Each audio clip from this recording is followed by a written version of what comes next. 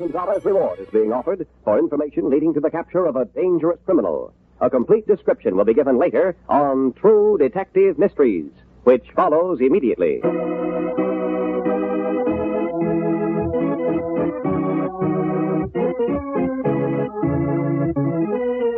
To present transcribed True Detective Mysteries.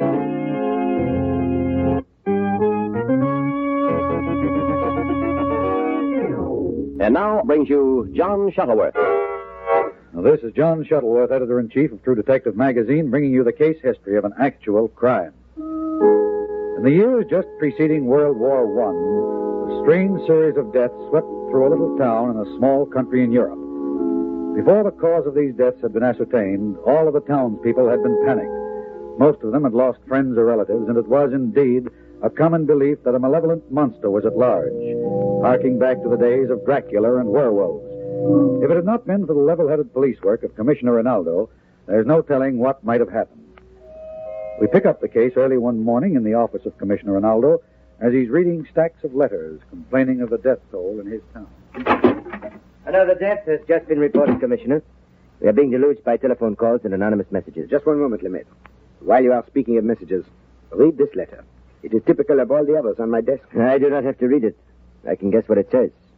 But I do not know what we can do, Commissioner. All of the doctors insist that the deaths were from natural causes. They are honest men, their reputations are at stake, and there is nothing to refute their statement. You said another death has been reported. Who is it this time? Jeanette Claire. She died last night. Very well. Send for the physician who attended Mademoiselle Claire. I wish to talk to him. Also, investigate the lives of all those who have died during the past 6 weeks. See if you can find any possible connection between their deaths.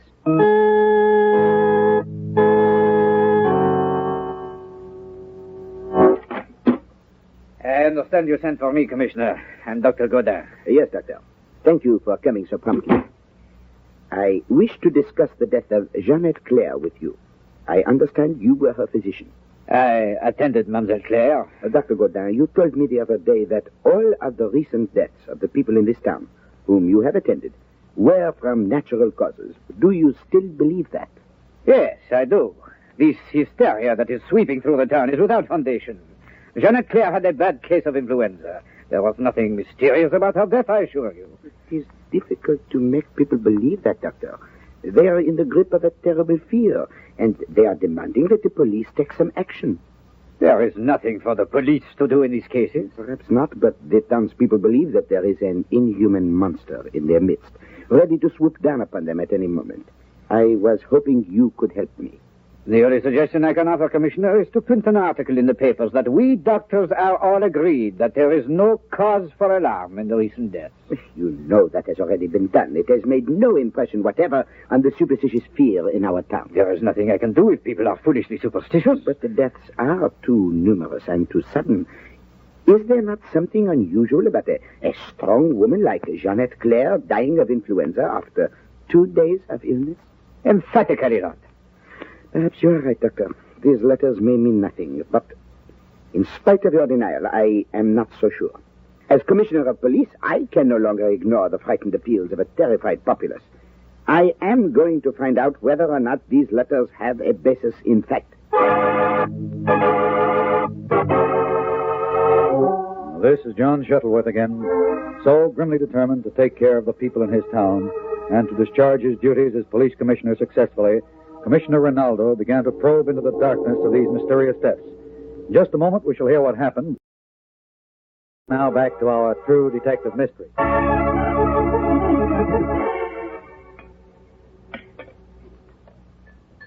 Do you not want another cup of tea, Francois? No, thank you, mademoiselle. I, too, have no appetite for eating and drinking since these terrible things have happened to our friends. Please, my sweet, let us not depress Francois and this lovely Michel with talk of death.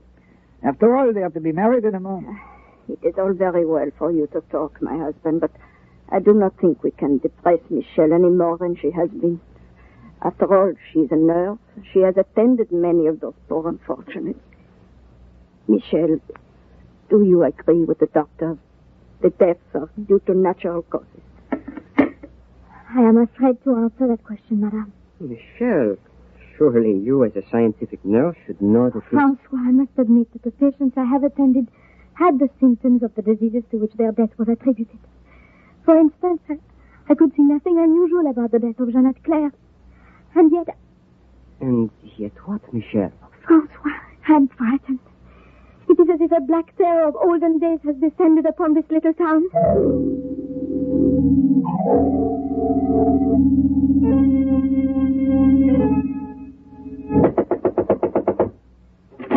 Oh, madame, you have been away the whole night. How is my boy? Oh, your boy is fine.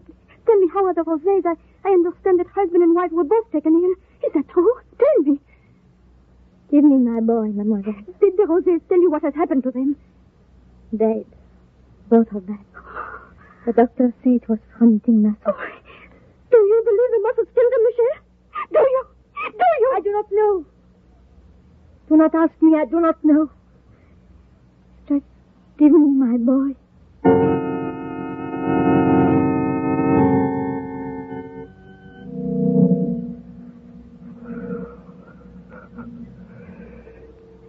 Francois? Francois, can you hear me? Oh.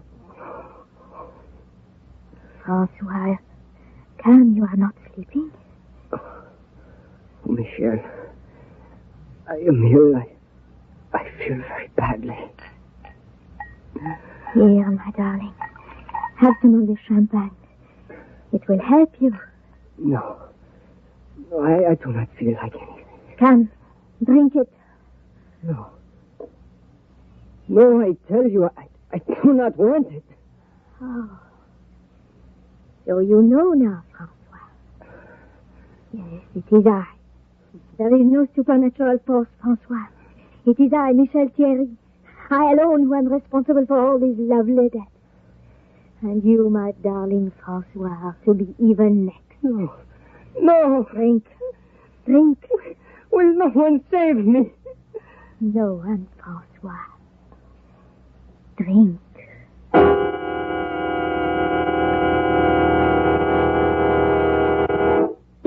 Well, Lemaitre, Another death, Commissioner. who is it this time? Mademoiselle Torini. Torini. Yes. She died of ptomaine poisoning a few minutes ago. When will it stop? When? What is it? I don't know. 2 days ago it was François Coquille. This morning, Mademoiselle Torini. She lives with a friend, Madame Boyer, who was also very ill. But the doctors say that Madame Boyer may still live. She's been taken to a hospital. Come, Lemaitre. There is no time to lose. We must reach Madame Boyer and talk to her. She may be able to help us. In spite of what the doctors say, I am convinced that we are dealing with a mass murderer.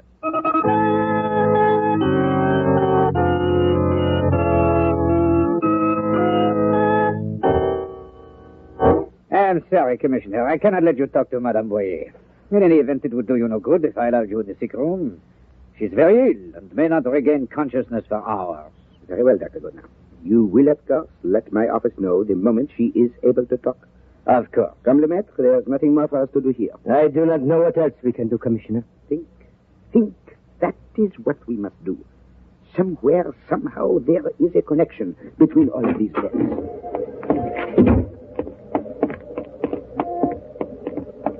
There is no connection. All kinds of people have died, old and young, men and women. Whatever it is that is killing these people, there is no motive behind it. No motive, Lemaitre. There must be a motive, just as there must be a method. I will not believe in a supernatural cause for these deaths. We must find some person who has had access to the homes of all these people who have died. Some person who can come and go as he pleases without fear of arousing suspicion. There is no such person. All of these people were attended by reputable physicians and had the best of care. Why, Mademoiselle Torini died in the arms of Michel Thierry. Yes, now that you mentioned it, so she did. And who attended Francois Coquille in his last illness? Michel. But she was engaged. Yes, and who nursed Monsieur and Madame Rosé? Michel again.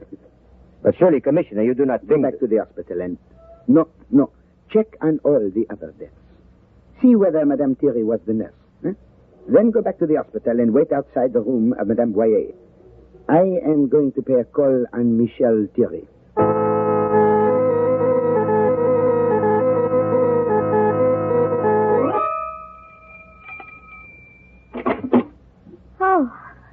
Commissioner, come in, please.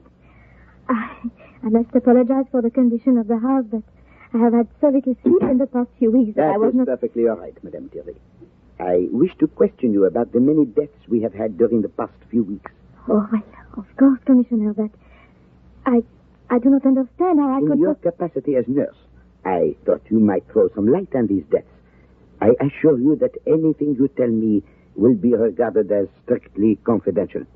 I understand, Commissioner. Now, have you noticed anything unusual? I am in a peculiar position, Commissioner. A nurse is not supposed to have opinions of her own. She must accept what the doctors tell her. And as you know, the doctors say that the deaths are from natural causes. I realize your position, madame, but this is a matter beyond mere professional ethics. It is life or death. I think you had better answer my question quite frankly. Very well, monsieur. All the sick people I have seen have had the proper symptoms of the diseases to which the doctors attributed their death. In all cases, the symptoms have been different.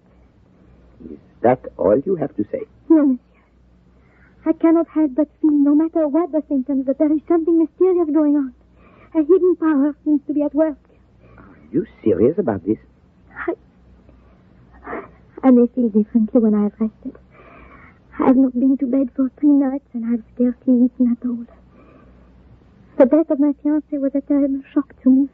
I had hoped you could throw some light on the deaths, madame, but if you take the same suspicious approach that the rest of the citizens do, we will get nowhere. What put the idea of the supernatural into your head? Excuse me, Commissioner, I feel faint. I need some stimulant. I'm too tired to think clearly or to be of any use to you. Here is some wine for you, too. Thank you. But now, madame, what put the idea of the supernatural into your head? I do not know the answer to that question. Feeling as you do, madame, it seems to me that you were very brave to continue nursing the sick for the dying. You are not afraid? For myself, no. But I have a little 4-year-old son. And if anything happened to him, I would die. However, I cannot refuse to help when sick people send for me. Can I, monsieur? No. You are very brave. Are you not going to drink your wine, monsieur? In a moment. It is excellent wine, and of a very good vintage. It has a nice bouquet. Yes. Let us drink together, Commissioner. Let us drink to an end of this horrible death. I will drink to that with pleasure. I am very sorry. How clumsy of me. Not at all, monsieur. I will get you another glass. No, thank you. Do not bother. I have work to do. I'm sorry that I could not be of more help to you. You look tired, monsieur. I trust that illness will not descend upon you.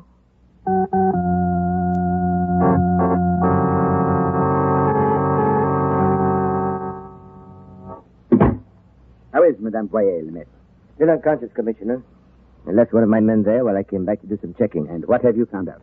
In every case, in every death, the attending nurse has been Michelle Thierry. Very well. Put detectives on her trail. Are you sure, Commissioner? She has such a splendid reputation. Lemaitre, there is no real evidence to connect Madame Thierry with these deaths. But I do not trust her.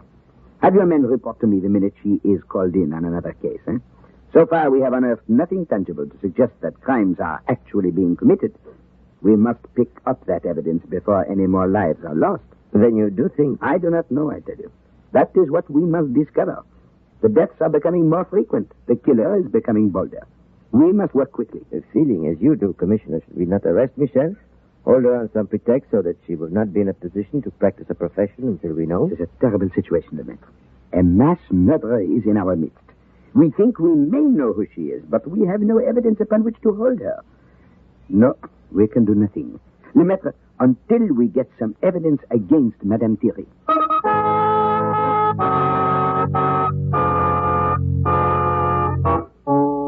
This is John Shuttleworth. So, Commissioner Rinaldo found himself truly in a terrible dilemma.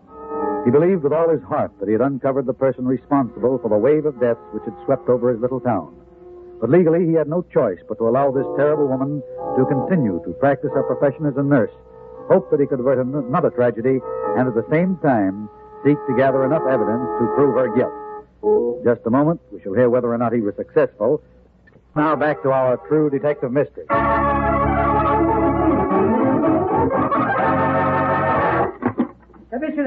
Commissioner, Michel Terry has just been sent for. Madame Roulin is ill. Take to the gendarme. Go to the Roulin home. Contact the servants.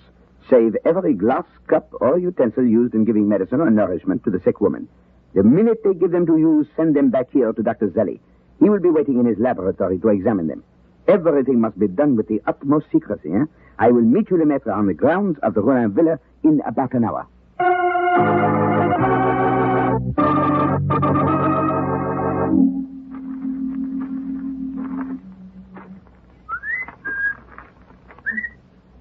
Lemaitre? Yes, Commissioner. As you instructed, I made friends with the servants. Any results? Here is a glass in which Michel Thierry gave her patient medicine a few moments ago. Good. How did you get it? One of the maids took it before it was noticed and slipped it out the back door to me. Excellent. And how is Madame Roulin? Much worse. Her condition is fast becoming alarming. I'll take the glass to headquarters. You will find Dr. Zelli in the laboratory waiting. Rush the report on his examination back to me and bring Dr. Zelli back here with you. I will be on the grounds at the rear of the house near the garage. But hurry. Every moment is precious. Make the doctor understand that a life is at stake.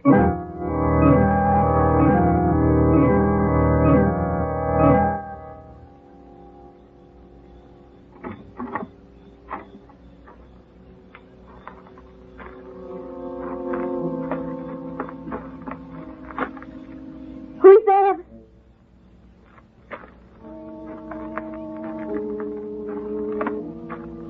Is there anyone out there in the back? Come, I know you're out there. You're up to no good hiding in the shrubbery like that.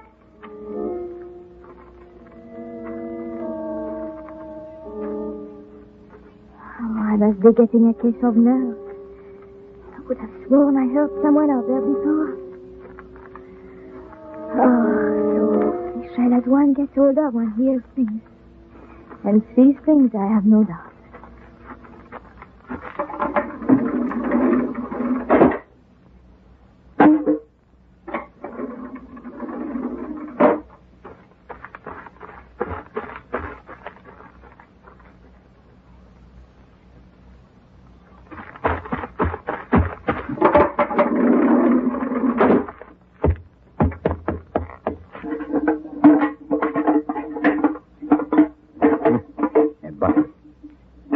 From the smell of it, I think this is enough evidence for you, Madame Thierry.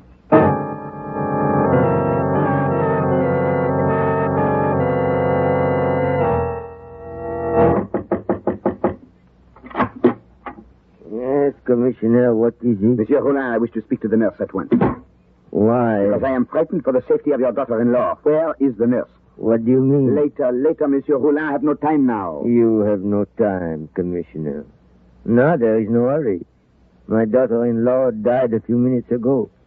The nurse is still with her in the room above this. Where is the doctor? The doctor is gone, monsieur. There was nothing he could do. Perhaps not, but there is something I can do, and right now. My patient has died, monsieur. I must ask you to leave. And I must insist upon staying. What? What do you mean, monsieur, by invading the sacred privacy of this room? You and I will both stay, madame, until Dr. Zelli arrives. Dr. Zelli? What has he to do with this? He was not the doctor for Madame Roulin? Of course not. And you know very well who Dr. Zelli is. He is the doctor in the police laboratory. What have I to do with doctors in police laboratories? Have I not had enough trouble with doctors already without your bringing others to plague me? You will not be plagued long, madame. If I am not mistaken, here is the doctor now and my assistant, Sergeant Lemaitre. Yes, Lemaitre, do you have news for me? Yes, Commissioner. The cup that I took to the laboratory had traces of poison in it. That is all that is necessary. Arrest Michel Thierry. What? Have you taken leave of your senses, Commissioner? Oh, no. Michel Thierry, I charge you with a terrible series of crimes. You are the death-dealing monster of this village. You yourself are the evil force you told me was in this town. That is not true. I'm a gentle soul and would not hurt anyone. Ask my patients. They love and respect me. Your patients, madame, are dead. What? That is not my fault. I have been a good nurse. It will do you no good to deny your guilt. The gendarmes have exhumed the bodies of all the people cared for by you who have met death. You were very clever.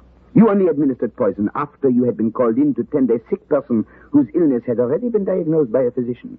When the patient died, the doctor, not having been present at the time of death, took your word the patient died of natural causes, the original diagnosis.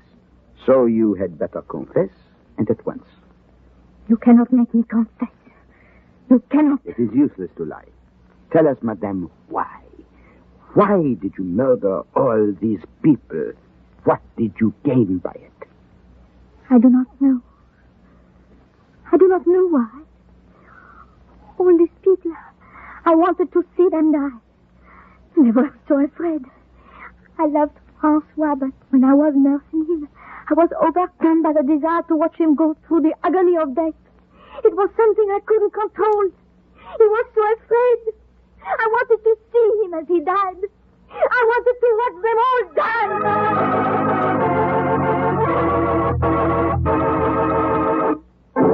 This is John Shuttleworth.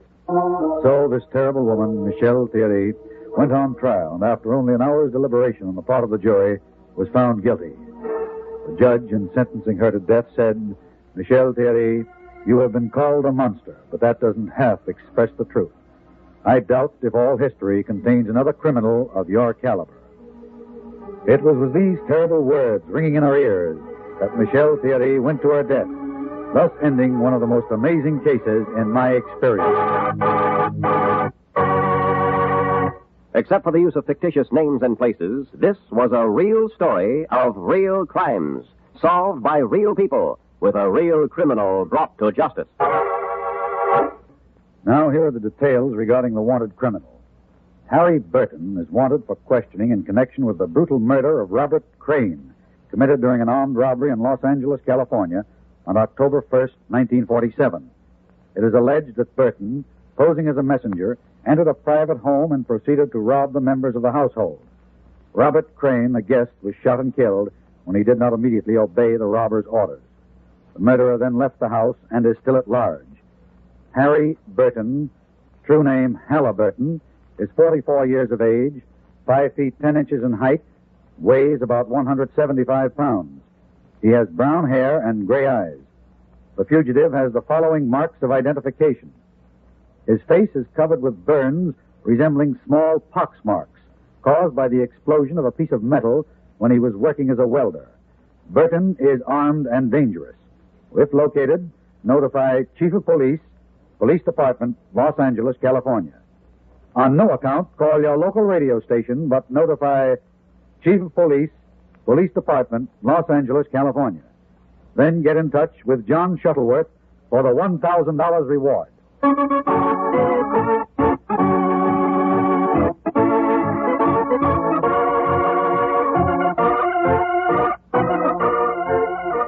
Be sure to listen next week when again brings you John Shuttleworth with another thrilling dramatization of an actual crime case adapted from the pages of True Detective magazine. True Detective Mysteries are dramatized by A. Burnett and directed by Murray Burnett.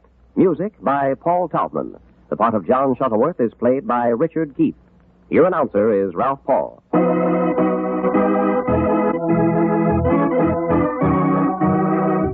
This program was transcribed from New York.